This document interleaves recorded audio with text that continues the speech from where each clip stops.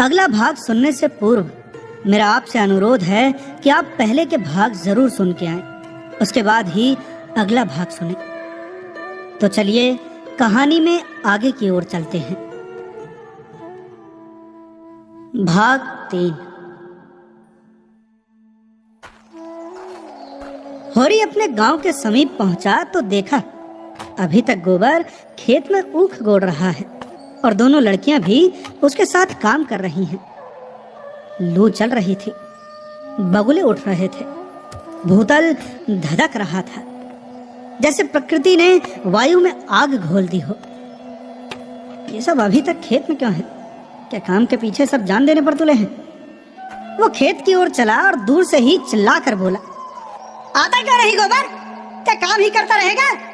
दोपहर ढल गई, कुछ सोचता है तुझे कि नहीं? उसे देखते ही तीनों ने कुदालें उठा ली और उसके साथ हो लिए। गोबर सांवला, लंबा, एक हरा युवक था जिसे इस काम में रुचि न मालूम होती थी। प्रसन्नता की जगह मुख पर असंतोष और विद्रोह था। वो इसलिए काम में लगा हुआ था कि वो दिखाना चाहता था कि उसे खाने पीने की कोई फिक्र नहीं है। बड़ी लड़की सोना लज्जाशील कुमारी थी, सांवली, सुडौल, प्रसन्न और चपल। गाढ़े की लाल साड़ी जिसे वो घुटने से मोड़कर कमर में बांधे हुए थी, उसके हल्के शरीर पर कुछ लदी हुई सी थी और उसे प्रौढ़ता की गरिमा दे रही थी। छोटी रूपा 5-6 साल की छोकरी थी, मैली, सिर पर बालों का एक घोंसला सा बना हुआ, एक लंगोटी कमर में बांधे, बहुत ही ढीठ और रोनी। रूपा ने होरी की टांगों में लिपट कर कहा, काका देखो, मैंने एक ढेला भी नहीं छोड़ा। बहन कहती है जब पेड़ तले बैठ। अरे ढेले ना तोड़े जाएंगे काका तो मिट्टी कैसे बराबर होगी? होरी ने उसे गोद में उठा प्यार करते हुए कहा, तूने बहुत अच्छा किया बेटी, चल घर चले।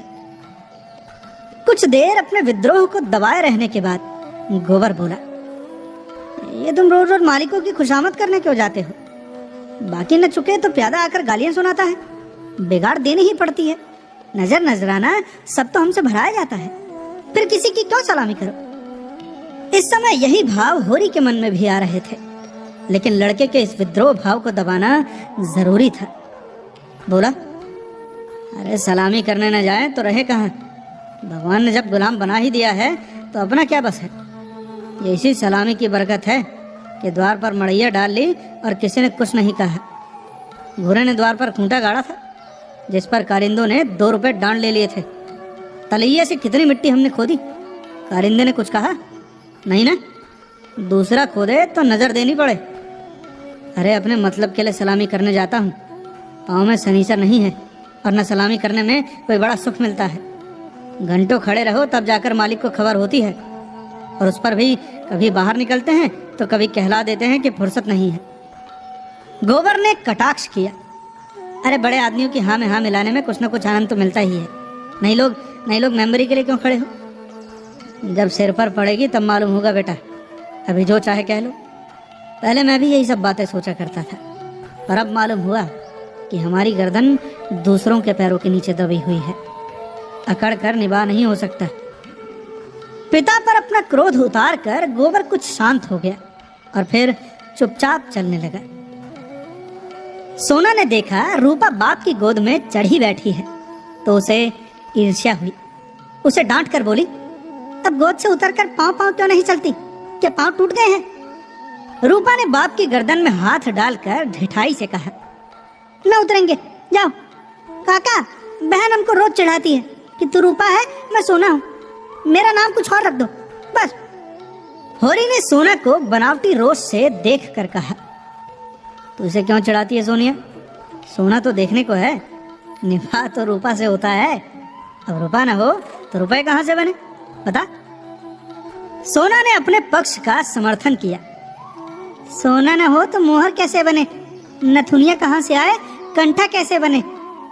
गोबर भी इस विनोदमय विवाद में शरीक हो गया। रूपा से बोला, रूपा तू कह दे कि सोना तो सूखी पत्ती की तरह पीला होता है, रूपा तो उजला होता है, उजला जैसे सूरज।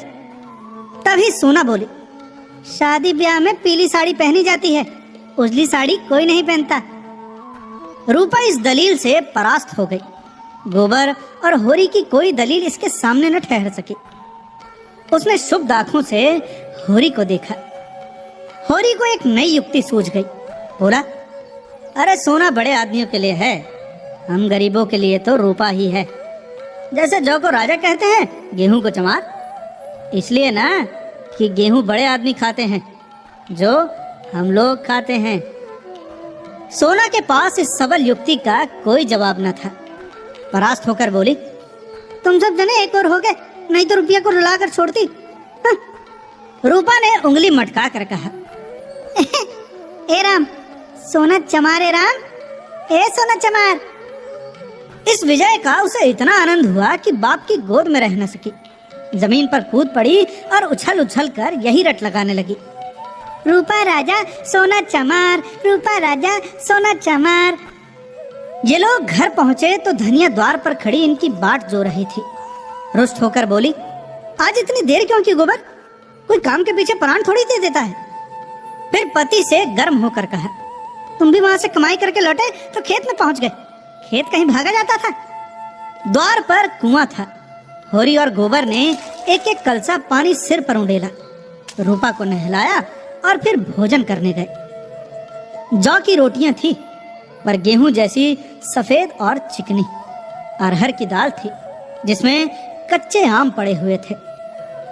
रूपा बाप की थाली में खाने बैठी। सोना ने उसे ईर्ष्या भरी आंखों से देखा, मानो कह रही थी, वाह रे दुलार। धनिया ने पूछा, मालिक से क्या बातचीत हुई? होरी ने लोटा भर पानी चढ़ाते हुए कहा, यही तहसील वसूल की बात थी, और क्या।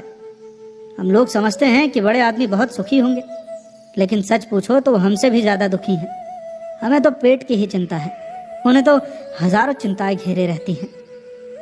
राय साहब ने और क्या क्या कहा था वो कुछ होरी को याद न था। उस सारे कथन का खुलासा मात्र उसके स्मरण में चिपका हुआ रह गया था। गोबर ने व्यंग किया, तो फिर अपना इलाका हमें क्यों नहीं दे देते?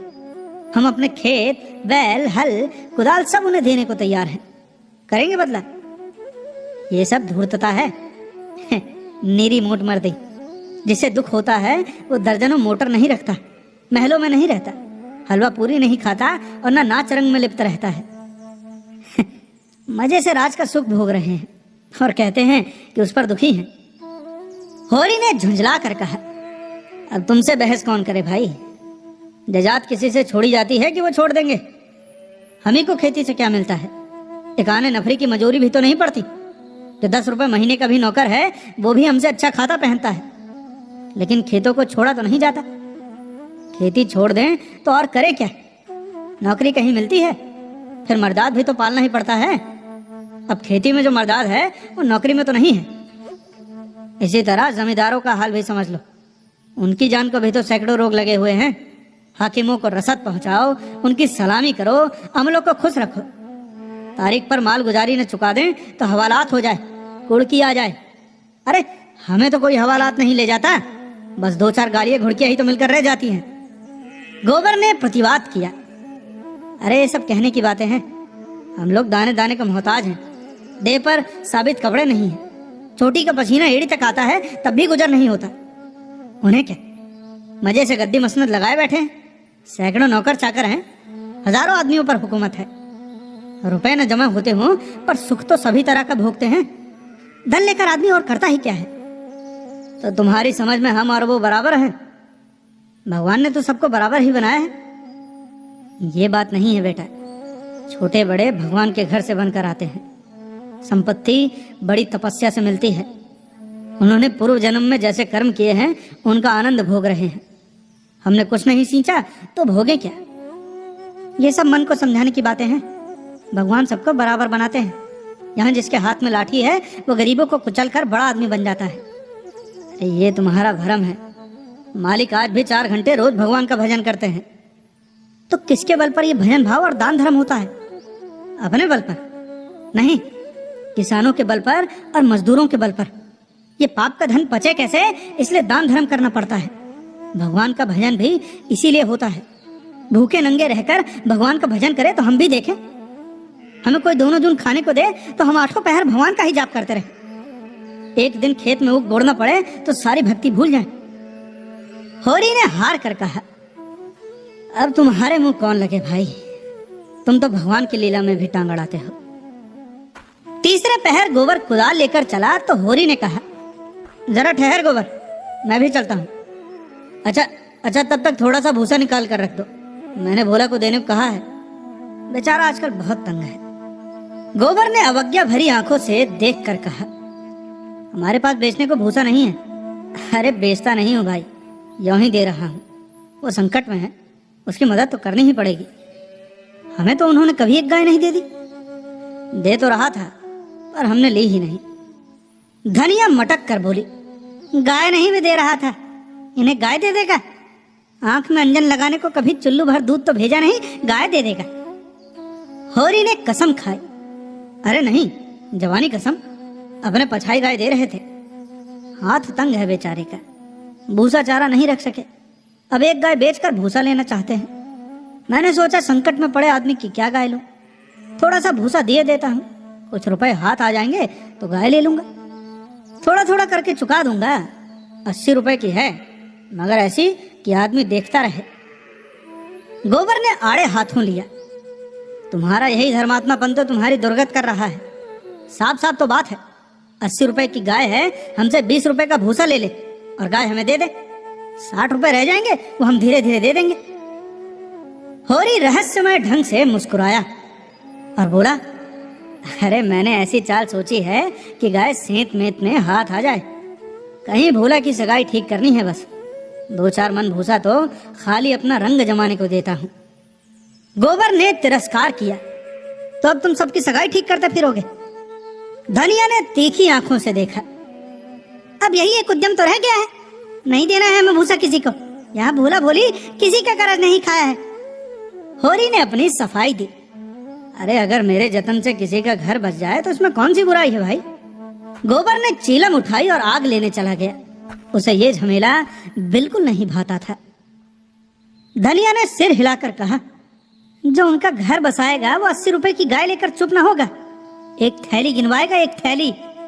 होरी ने पुचारा दिया, अरे ये मैं जानता हूँ, लेकिन उनकी भलमानसी भी तो देखो, मुझसे जब मिलता है तेरा बखान ही करता है, कहता है ऐसी लक्ष्मी है, ऐसी सलीकेदार है। धनिया के मुख पर स्निग्धता झलक पड़ी, मन भाई मुड़िया हिलाए वाले भाव से बोली, अरे मैं उनके बखान की भूखी नहीं हूँ, अपना बखान अपने पास धरे रहे। होरी ने स्नेह भरी मुस्कान के साथ कहा, मैंने तो कह दिया भैया, वो नाक पर मक्खी भी नहीं बैठने देती, गालियों से बात करती है, लेकिन वो यही कहे जाए कि वो औरत नहीं लक्ष्मी है, लक्ष्मी। बात यह है कि उसकी घरवाली जबान की बड़ी तेज थी, बेचारा उसके डर के मारे भागा भागा फिरता था, कहता था जिस दिन तुम्हारी घरवाली का मुंह सवेरे देख लेता हूँ उस दिन कुछ ना कुछ जरूर हाथ लगता है। तो मैंने कहा, भाई तुम्हारे हाथ लगता होगा, यहाँ तो रोज देखते हैं, कभी पैसे से भेंट नहीं होती, तुम्हारे भागी खोटे हैं तो मैं क्या करूं? अच्छा तो सुनो, तो लगा अपने घरवाली की बुराई करने, भिखारी को भीख तक नहीं देती थी, झाड़ू लेकर मारने दौड़ती थी, लालची ऐसी थी कि नमक तक दूसरे के घर से मांग लेती थी। अब मरने पर किसी की क्या बुराई करूं, मुझे देखकर जल उठती थी। अच्छा मेरी तो सुन, भोला बड़ा गमखोर था कि उसके साथ निबाह कर दिया, दूसरा होता तो जहर खाकर मर जाता। मुझसे तो 10 साल बड़े होंगे भोला, पर राम राम पहले ही करते हैं। अच्छा तो क्या कहते थे कि जिस दिन तुम्हारी घरवाली का मुंह देख लेता हूँ तो क्या होता है? अरे कहता है कि उस दिन भगवान कहीं न कहीं से कुछ भेज देते हैं। बहुएं भी तो वैसी ही चटोरी नाई हैं, अब की सबों ने 2 रुपए के खरबूज उधार ही खा डाले, बस उधार मिल जाए, फिर उन्हें चिंता नहीं होती कि देना पड़ेगा या नहीं। अरे भोला रोता काहे को है फिर? गोबर आकर बोला दादा आ पहुंचे है बाबा, मन दो मन भूसा है, वो उन्हें दे दो, फिर उनकी सगाई ढूंढने निकलो। धनिया ने समझाया, अरे आदमी द्वार पर बैठा है, उसके लिए खाट वाट तो नहीं डाल दी, ऊपर से लगे भुनभुनाने। अरे कुछ तो भलमनसी सीखो, कलसा ले जाओ, पानी भर कर रख दो, हाथ मुंह धोए कुछ रस पानी पिला दो। अब मुसीबत में ही आदमी दूसरों के सामने हाथ फैलाता है। होरी बोला, अरे रस वस का काम नहीं है, कौन कोई पहुने हैं। धनिया बिगड़ी, अच्छा पाहुने और कैसे होते हैं? रोज रोज तो तुम्हारे द्वार पर नहीं आते हैं। इतने दूर से धूप धाप में आए हैं, प्यास लगी ही होगी। रुपया देख डब्बे में तंबाकू है कि नहीं? गोबर के मारे काहे की बची होगी। अच्छा दौड़ कर एक पैसे की तंबाकू साहूआइन की दुकान से ले ले। भोला की आज जितनी खातिर हुई और कभी न हुई होगी। गोबर ने खाद डाल दी, सोना रस घोल लाई, रूपा तंबाकू भर लाई। धनिया द्वार पर किवाड़ की आड़ में खड़ी अपने कानों से अपने बखान सुनने के लिए अधीर हो रही थी। तभी भोला ने चिलम हाथ में लेकर कहा, अच्छी घरनी घर में आ जाए तो समझ लो लक्ष्मी आ गई। अब वही जानती है कि छोटे बड़े का आदर सत्कार कैसे करना चाहिए। धनिया के हृदय में उल्लास का कंपन हो रहा था। चिंता और निराशा और अभाव से आहत आत्मा इन शब्दों में एक कोमल शीतल स्पर्श का अनुभव कर रही थी। होरी जब भोला का खांचा उठाकर भूसा लाने अंदर चला तो धनिया भी पीछे पीछे चली। होरी ने कहा, जाने कहां से इतना बड़ा खांचा मिल गया। किसी बड़ भूजे से मांग लिया होगा। मन भर से काम न भरेगा। 2 खांचे भी दिए तो 2 मन निकल जाएंगे। धनिया फूली हुई थी। मलामत की आंखों से देखती हुई बोली, या तो किसी को न्योता न दो और 2 तो भरपेट खिलाओ। अब तुम्हारे पास फूल पत्र लेने थोड़े ही आए हैं कि चंगेरी लेकर चलते। देते ही हो तो 2-3 खांचे दे दो। भला आदमी लड़कों को क्यों नहीं लाए? अकेले कहां तक ढोएगा? जान निकल जाएगी। अब 3 खांचे तो मेरे दिए न दिए जाएंगे। तब क्या 1 खांचा देकर टालोगे? गोबर से कह दो अपना खांचा भरकर उनके साथ चला जाए। अरे गोबर ऊख गोड़ने जा रहा है। एक दिन न गोड़ने से ऊख सूख न जाएगी। तुम भी गजब बात करती हो। ये तो उनका काम था कि किसी को अपने साथ ले आते। भगवान के दिए 2-2 बेटे हैं। न होंगे घर पर, दूध लेकर बाजार गए होंगे। भाई ये तो अच्छी दिल लगी है कि अपना माल भी दो और उसे घर तक पहुंचा भी दो। लाद दे, लदा दे और फिर लादने वाला साथ कर दे। अच्छा भाई कोई मत जाए, मैं पहुंचा दूंगी। बड़ों की सेवा करने में लाज नहीं है। और 3 खांचे उन्हें दे दूं तो अपने बैल क्या खाएंगे? ये सब तो नेता देने से पहले ही सोच लेना था ना। न हो तो तुम और गोबर दोनों जने चले जाओ। अरे धनिया मुरब्बत की तरह की जाती है। अपना घर उठाकर नहीं दे दिया जाता। अभी जमींदार का प्यादा आ जाए तो अपने सिर पर भूसा लाद कर पहुंचाओगे तुम, तुम्हारा लड़का, लड़की और सब। और वहां शायद मंदोमन लकड़ी भी गाड़नी पड़े। अरे जमींदार की बात और है। हाँ, वहां डंडे की जोर से जो काम लेते हैं उसके खेत नहीं जोतते। खेत जोतते हैं तो लगान नहीं देते। अच्छा भाई जान न खा, हम दोनों चले जाएंगे। कहां से कहां मैंने इन्हें भूसा देने को कह दिया। या तो चलेगी नहीं या चलेगी तो दौड़ने लगेगी। तीनों खांचे भूसे से भर दिए गए। गोबर कुड़ रहा था। उसे अपने बाप के व्यवहारों में जरा भी विश्वास न था। वो समझता था ये जहां जाते हैं वहीं कुछ न कुछ घर से खो आते हैं। धनिया प्रसन्न थी। रहा होरी वो धर्म और स्वार्थ के बीच में डूब उतर रहा था। होरी और गोबर मिलकर खांचा बाहर लाए। भोला ने तुरंत अपने अंगोछे का बीड़ बनाकर सिर पर रखते हुए कहा, होरी भाई मैं इसे रखकर अभी भागाता हूँ, 1 खांचा और लूंगा। होरी बोला, अरे 1 नहीं, अभी 2 और भरे धरे हैं और तुम्हें ना आना पड़ेगा। मैं और गोबर 1-1 खांचा लेकर तुम्हारे साथ ही चलते हैं। भोला स्तंभित हो गया।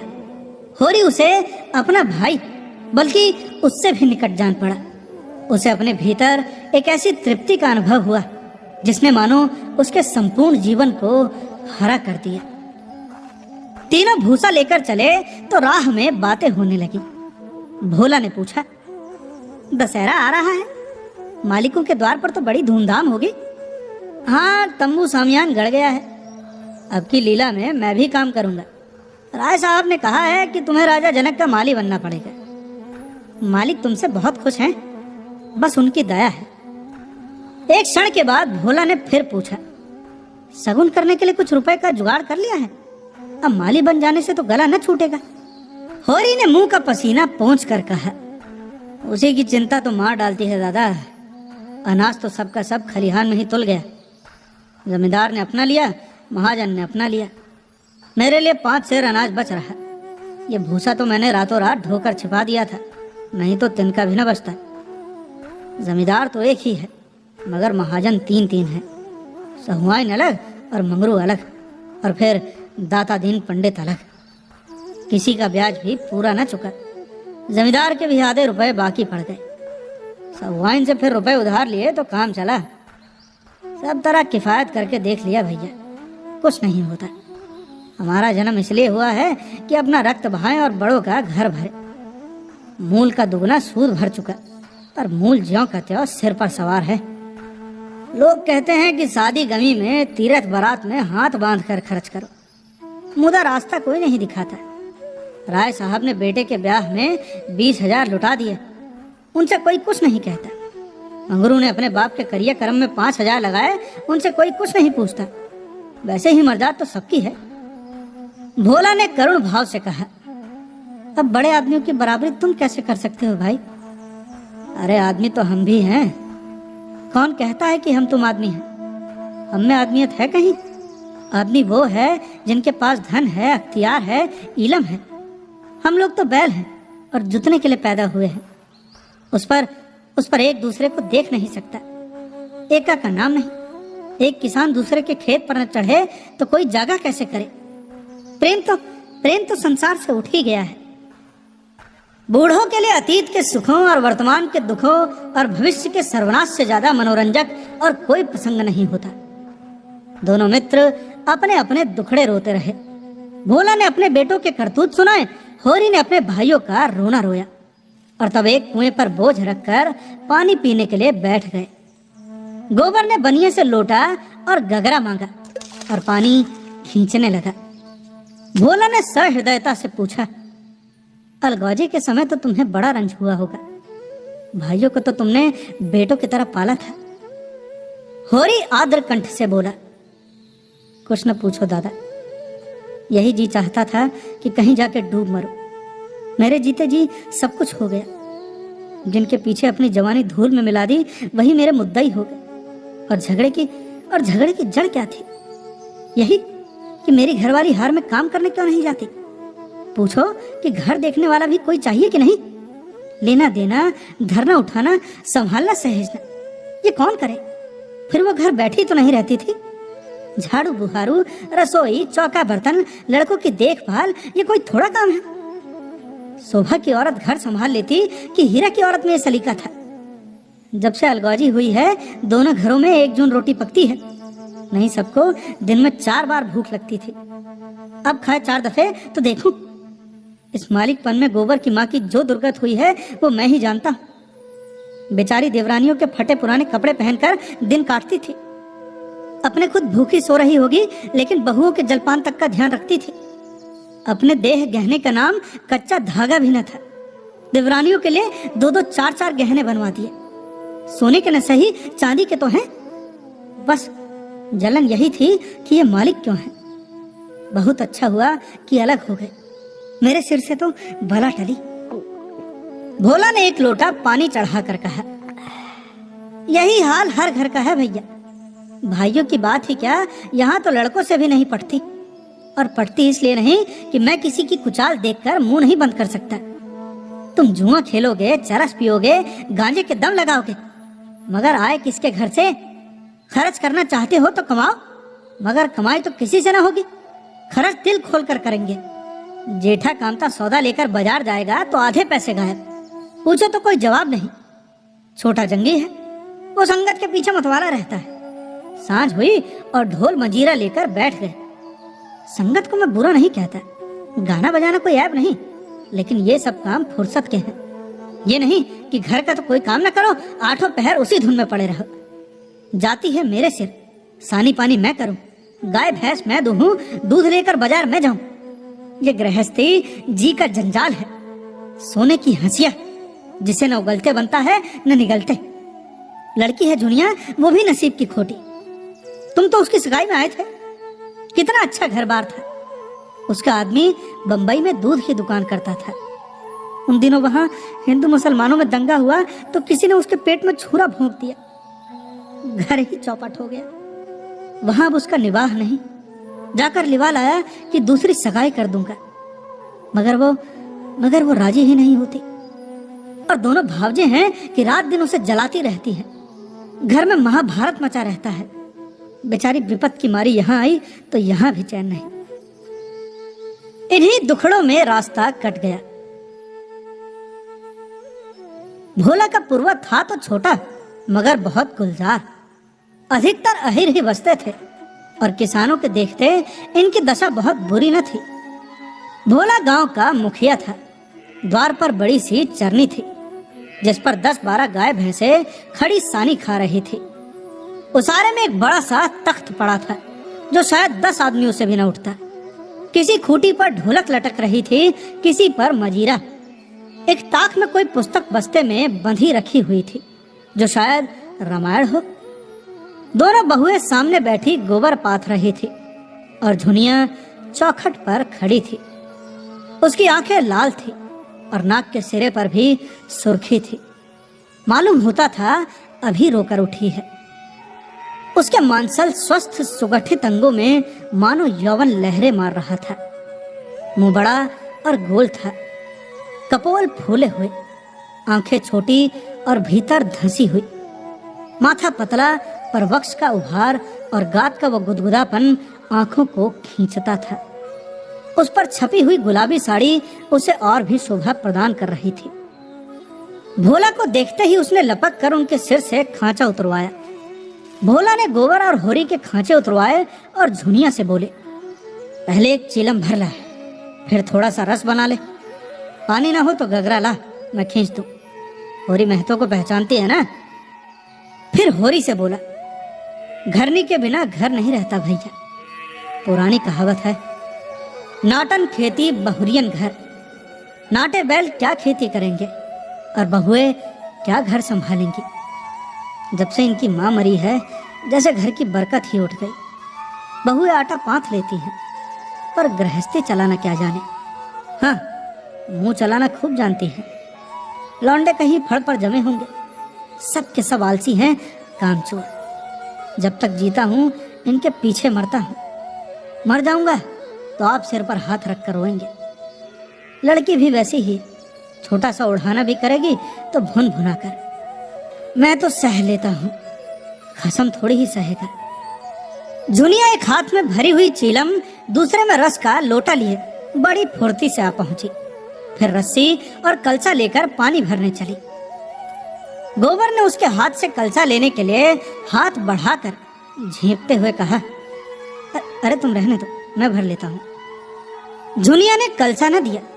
कुएं के जगत पर जाकर मुस्कुराती हुई बोली, तुम हमारे मेहमान हो, कहोगे एक लोटा पानी भी किसी ने न दिया। अरे मेहमान कहाँ से हो गया, तुम्हारा पड़ोसी ही तो हूँ। पड़ोसी साल भर में एक बार भी सूरत न दिखाए तो मेहमान ही है। अब रोज रोज आने से मर्दात भी तो नहीं रहती। झुनिया हंसकर तिरछी नजरों से देखती हुई बोली, वही मर्दात तो दे रही हूँ। महीने में एक बार आओगे ठंडा पानी दूंगी, 15वें दिन आओगे चीलम पाओगे, 7वें दिन आओगे तो खाली बैठने को माची दूंगी, और रोज रोज आओगे तो कुछ न पाओगे। अरे दर्शन तो दोगी, दर्शन के लिए पूजा करनी पड़ेगी। ये कहते कहते जैसे उसे कोई भूली हुई बात याद आ गई। उसका मुंह उदास हो गया। वो विधवा है।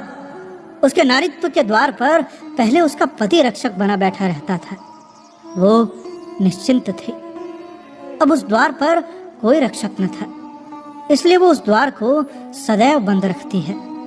कभी कभी घर के सूनेपन से उकताकर वो द्वार खोलती है, पर किसी को आते देखकर भयभीत होकर दोनों पट भेड़ लेती है। गोबर ने कलसा भरकर निकाला। सबों ने रस पिया और एक चिलम तंबाकू, और फिर पीकर लौटे। भोला ने कहा, कल तुम आकर गाय ले जाना गोबर, इस बखत तो सानी खा रही है। गोबर की आंखें उसी गाय पर लगी हुई थी और मन ही मन वो मुग्ध हुआ जाता था। गाय इतनी सुंदर और सुडौल है, इसकी उसने कल्पना भी न की थी। होरी ने लोभ को रोक कर कहा, अरे मंगवा लूंगा, जल्दी क्या है। अरे तुम्हें जल्दी न हो, हमें तो जल्दी है। उसे द्वार पर देखकर तुम्हें वो बात याद रहेगी। अरे उसकी तो मुझे बड़ी फिक्र है दादा, तो कल गोबर को भेज देना। दोनों ने अपने अपने खांचे सिर पर रखे और आगे बढ़े। दोनों इतने प्रसन्न थे मानो ब्याह करके लौटे हों। होरी को तो अपने चिर संचित अभिलाषा के पूरे होने का हर्ष था, और वो भी बिना पैसे के। और गोबर को इससे भी बहुमूल्य वस्तु मिल गई थी। उसके मन में अभिलाषा जाग उठी थी। अवसर पाकर उसने पीछे की ओर देखा।